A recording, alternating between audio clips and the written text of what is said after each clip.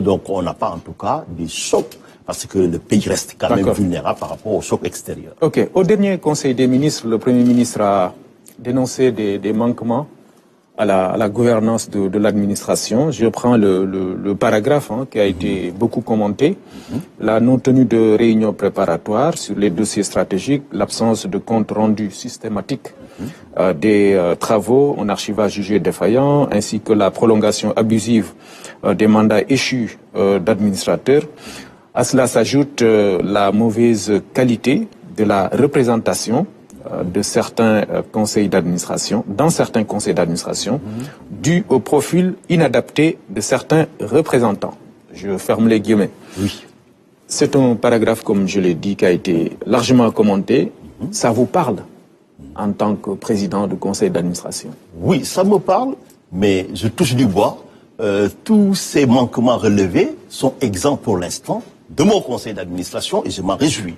Par contre, effectivement, c'est tout à fait normal que, en tant que Premier ministre, quand il relève et qu'il pointe des dysfonctionnements, qu'il en parle. Et aucun président de conseil d'administration, aucun administrateur, aucun directeur ne doit prendre cela comme étant une critique personnelle. Mais c'est une source pour se motiver, pour réajuster le tir à temps quelque part. Maintenant que c'est dit, on a noté dans des rapports des manquements, des dysfonctionnements. Maintenant, il faut que les correctifs, le plus important, ce sont les correctifs.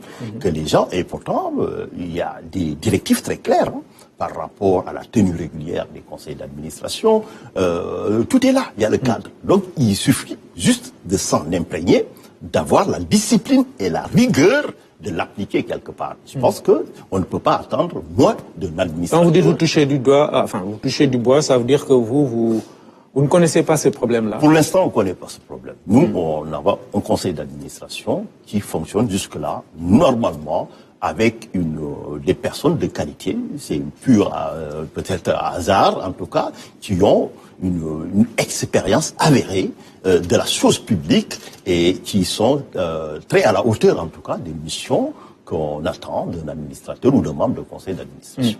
Mais au-delà des mesures correctives dont vous parlez, le problème peut-être, et c'est là où se situent les critiques qui ont été faites, c'est dans les profils. Est-ce que on peut regretter un mauvais casting? Je ne peux pas le dire de manière générale. En fait, il faut vraiment y aller au cas par cas. Et je pense que si effectivement, d'aventure, on relevait que les gens n'ont pas le profil de l'emploi... Profil inadapté, ça veut tout dire. Oui, profil inadapté, mais pourquoi pas ne pas les appeler à d'autres responsabilités? Il faut envisager sérieusement cela, parce que aussi, c'est comme ça la gestion, c'est comme ça le management. On regarde, est-ce qu'il y a une adéquation? Parce que, encore une fois, quand on parle du profil de l'emploi, il faut faire la distinction entre la compétence et les aptitudes quelque part. Vous pouvez avoir n'importe quel titre ou n'importe quel diplôme, mais cela ne veut pas dire que vous avez l'expérience, l'expertise quelque part, pour, en tout cas, qui est adapté par rapport à l'organisation que vous devez gérer quotidiennement. Cela demande, surtout les postes de responsabilité et donc de cette nature, ça demande beaucoup de choses. Peut-être, il faut que vous ayez une culture, c'est important, une culture de l'entreprise, si ce sont des entreprises publiques. Et peut-être, en plus, de la connaissance de l'État ou des services publics, faut avoir aussi cette logique pour vous dire que là, c'est une société qui est gérée par l'État. Ok, on m'a confié une mission de service public, mais c'est une société avant tout. Et qui dit société parle de rentabilité, parle de stratégie, parle effectivement de possibilité de réaliser des profits. Donc c'est toute cette évolution psychologique à faire, parce que je pense peut-être beaucoup, ou en tout cas même dans le pouvoir précédent, n'ont pas encore, en tout cas, je ne dirais pas digéré, mais pris conscience de cette transition qui s'est opérée lorsque l'État a décidé de créer des entités privées pour des missions, comme nous, par exemple, la SOGEPA, avant c'était une agence du patrimoine bâti de l'État.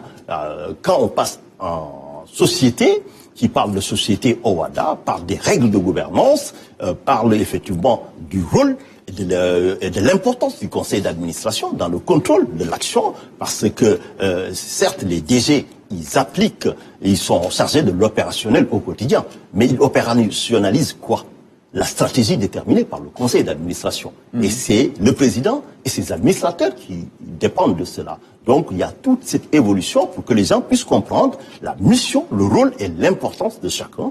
Et je pense que au-delà des critiques, au-delà des dysfonctionnements ou des trucs, il faut peut-être des études beaucoup plus poussées pour voir effectivement est-ce que pour certains il faut les capacités, les renforcer ou peut-être les appeler vers d'autres organisations où ils seront plus à l'aise.